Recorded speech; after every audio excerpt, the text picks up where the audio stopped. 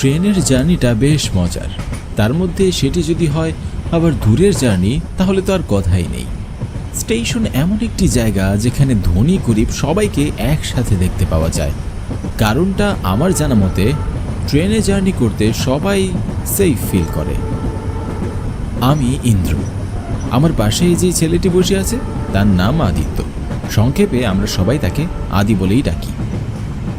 আমি আর আদি আমরা দুজন যাচ্ছি বীরভবানীপুর অভ্রদের বাড়ি বিয়ের নেমন্তন্ন খেতে। আমি আদি আর অভ্র আমরা তিনজন খুব ভালো বন্ধু, যাকে বলে জিগরি দোস্ত। কাল অভ্রর ছোট বোন চিত্রার বিয়ে। অভ্র অনেক জোর করছিল, তাই আর না করতে পারিনি। তাছাড়া শহর থেকে গ্রামের পরিবেশটা অনেক দিন দেখা হয়নি, তাই আমি আর আদি যাচ্ছি বীরভবানীপুর।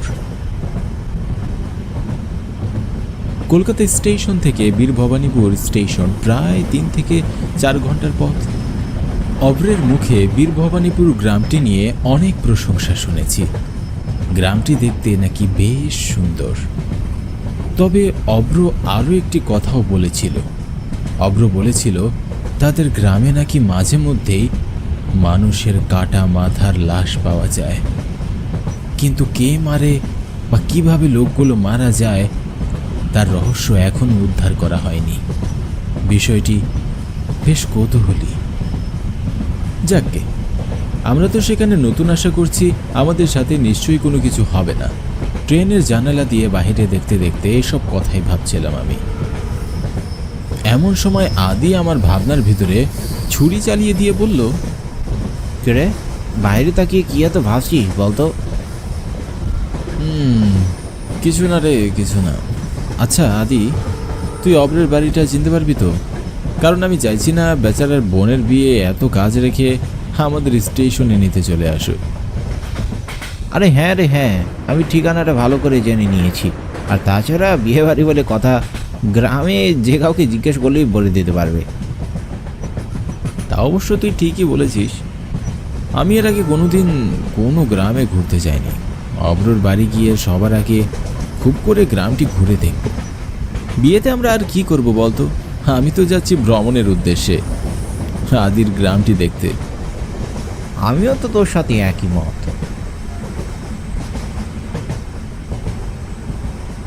আমরা দুপুর 12টা ট্রেনে উঠেছিলাম, আর এখন সময় প্রায় 4:30। তার মানে প্রায় 4 ঘন্টা ট্রেনে জার্নি করবার পরে আমরা পৌঁছে গেলাম বীরভবানীপুর স্টেশনে।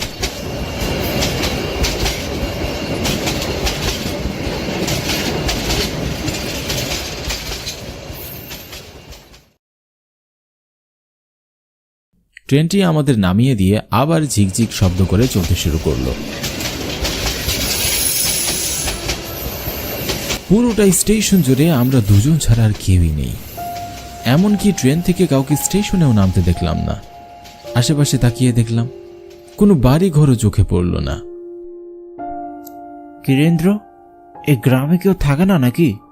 আশেপাশে গাড়ি তো দূরের কথা, কোনো মানুষজন তো দেখতে পাচ্ছি না। তাই তো দেখছি। আচ্ছা চল সামনে গিয়ে দেখি যদি কোনো গাড়ি বা মানুষের দেখা মিলে। আমরা দুজনে গ্রামের কাঁচা মাটির পথ ধরে সামনে হাঁটতে লাগলাম।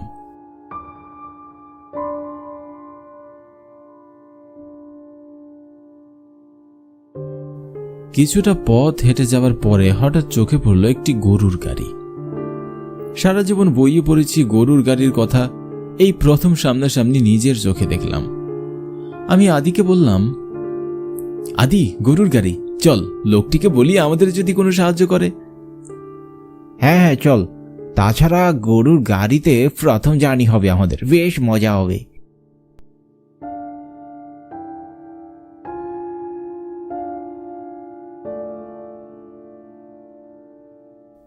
শুনছেন, আমরা বীরভবানীপুরের পূর্ব পাড়া যাব একটা বিয়ে বাড়িতে। আপনি কি আমাদের সেখানে নিয়ে যেতে পারবেন? আদির কথা শেষ না হতেই লোকটি বলল, হ্যাঁ, আপনারা মনে হয় অব্রতের বাড়িতে যাইতেছেন, তাই না? হ্যাঁ হ্যাঁ, আপনি অভ্রকে চেনেন? শুধু চিনি না, ভালো করেই চিনি।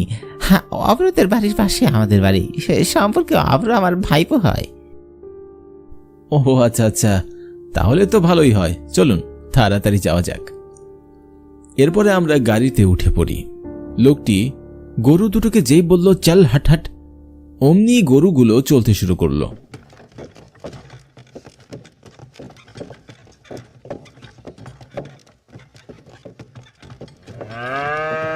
প্রথমবার গরুর গাড়িতে যেতে বেশ মজা লাগছিল আমাদের। অব্রের গ্রামের পরিবেশটা বেশ সুন্দর। রাস্তার দুপাশে মানুষের বসতি বাড়ি, আবার মাঝে মধ্যে ঘন ঝোপঝাড়ে ভরা আবার ফসলি জমি, সব মিলিয়ে বেশ মজাই লাগছিল।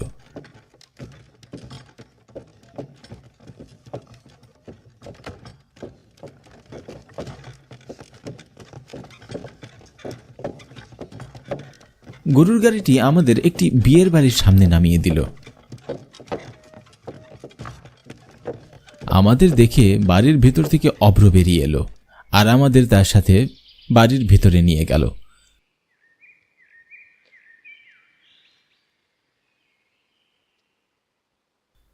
অভ্রের বাড়ির ভিতরটাও বেশ সুন্দর। গ্রামের বাড়ি হলেও বাড়িটা বেশ সাজানো গোছানো। বিয়ে বাড়িতে এখনও তেমন কোনো মানুষজন আসেনি ঠিকই, হয়তো রাতে আসতে পারে। অভ্র আমাদের জন্য আলাদা একটি ঘরের ব্যবস্থা করে দিল, যাতে আমাদের এখানে থাকতে কোনো অসুবিধা না হয়। ছেলেটা বেশ সম্মান ও আপ্যায়ন করছে, হয়তো ওদের বাড়িতে প্রথমবার এসেছি বলে। বন্ধু, তোরা এখানে বিশ্রাম কর, তো কোনো সমস্যা হলে আমাকে ডাকবি, আমি বাইরে আছি। বুঝতেই তো পারছিস বাবা নেই, তাই সব দায়িত্ব আমার কাঁধের উপর। তোরা কিছু মনে করিস না, কাল বিয়েটা হলে আমি তোদের গ্রামটি বেশ ভালো করে ঘুরিয়ে দেখাবো। আরে তুই একদম চাপ নিস না ভাই, আমরা দুজন তোর অবস্থা বুঝতে পারছি। আর শোন, আমরা একটু পরে বাইরে যাব, বাড়ির ভিতরে হালকা একটু বোরিং লাগছে। তুই আমাদের নিয়ে চিন্তা করিস না, আমরা ঠিকঠাকই থাকবো। আচ্ছা, তাহলে সাবধানে যাস। আর হ্যাঁ, ভুলেও রাত করবি না, তাড়াতাড়ি বাড়ি ফিরে আসবি। আশেপাশের পরিবেশটা খুব একটা ভালো নয়। কথাটি বলেই অভ্র ঘর থেকে বেরিয়ে গেল। এর বেশ কিছুক্ষণ পরে আমরাও খানিকটা বিশ্রাম সেরে বেরিয়ে পড়লাম গ্রাম দেখতে।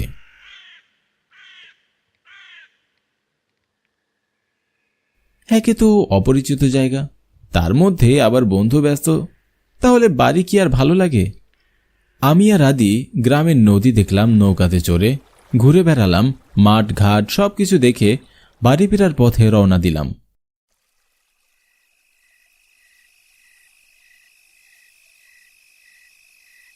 পথেই দেখি একটি চায়ের দোকান। মনে মনে ভাবলাম এক কাপ চা খেয়ে তারপর বাড়ি যাই। তাই আদিকে বললাম, আদি চল এক কাপ চা খেয়ে তারপর বাড়ি যাই। আদিও আমার কথায় সম্মতি জানালো।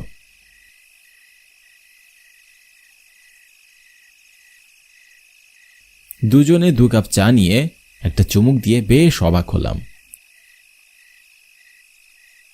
এটা তো চা নয়, অমৃত। আমি আমার জীবনে এমন সুস্বাদু চা খাইনি। এমন অজপাড়া গায়ে এসে যে এমন স্বাদের চা পাবো সেটা তো কখনোই ভাবিনি।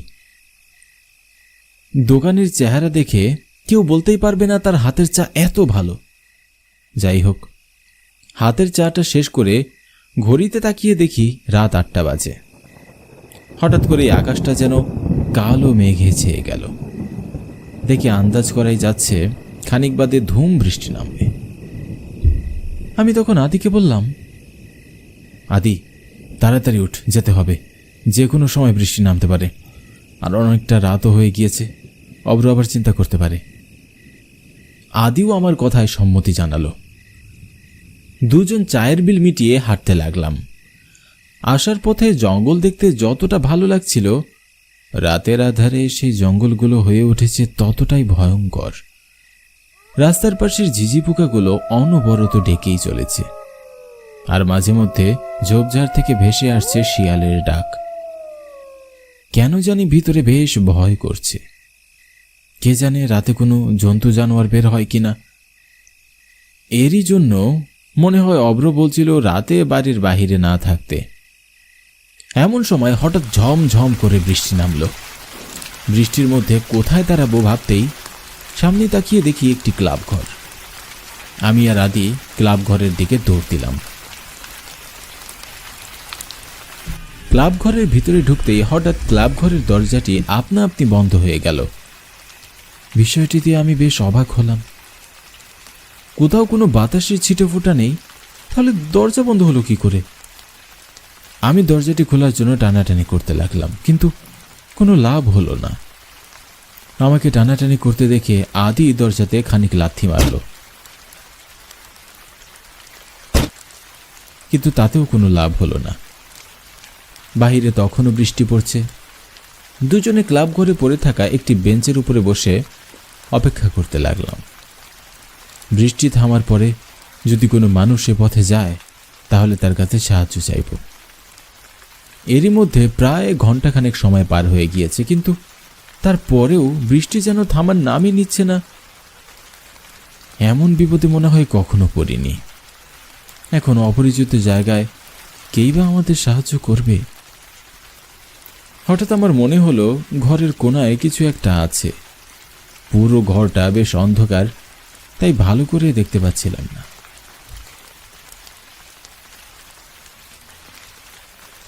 একটু ভালো করে দেখতেই বুঝলাম সাদা কাপড় পরা একটি মেয়ে কাটা একটি মানুষের মাথা কোলে নিয়ে বসে আছে। বিষয়টি নিশ্চিত হবার জন্য আমি যখন আদিকে বললাম, আদি দেখ ওই কোণাটায় ওই মেয়েটা কি? আদি সেদিকে তাকাতেই মেয়েটি কোথায় যেন হারিয়ে গেল। তখন সেখানে আর কাউকে দেখতে পাওয়া গেল না। কোথায় মেয়ে? এখানে তো কেউ নেই। আমি ভয়ে তখন থেকে এদিক সেদিক দেখছিলাম। হঠাৎ আমি আদির দিকে তাকিয়ে দেখি আদি একটা ছুরি দিয়ে নিজের গলা কেটে দেহ থেকে মাথা আলাদা করে ফেলল। আমি যেন কিছু বলার শক্তি হারিয়ে ফেলেছি। মুখ দিয়ে কোনো কথাই বের হচ্ছে না, শুধু হা করে তাকিয়ে তাকিয়ে সব দেখছিলাম। আদির কাটা মাথাটি আমার সামনে পড়ে রইল, আর আদির দেহটি আমার পাশে বসে আছে। আদির কাটা মাথাটি মাটিতে পড়ে হাসছিল। কি বিকট তার হাসির আওয়াজ! আমি যেন সহ্য করতে পারছিলাম না। আমি নিজেকে আর ঠিক রাখতে পারলাম না। আমি জ্ঞান হারিয়ে ফেললাম। এরপর কি হলো আর বলতে পারি না। পরের দিন সকালে জ্ঞান ফিরে দেখি আমি অভ্রের বাড়িতে। পরে আমি জানতে পারি কাল রাতে চা খাবার পর থেকে নাকি আমি ভুলভাল বকছিলাম, আর তারপরে রাস্তায় জ্ঞান হারিয়ে ফেলি। কিন্তু আমি আদির মুখ দেখি স্পষ্ট বুঝতে পারছি কাল রাতে অনেক বড় কিছু হয়েছে আমার সাথে। কিন্তু কি হয়েছিল সেই ক্লাব ঘরে তা যেন আমার কাছে একটা প্রশ্নই রয়ে গেল।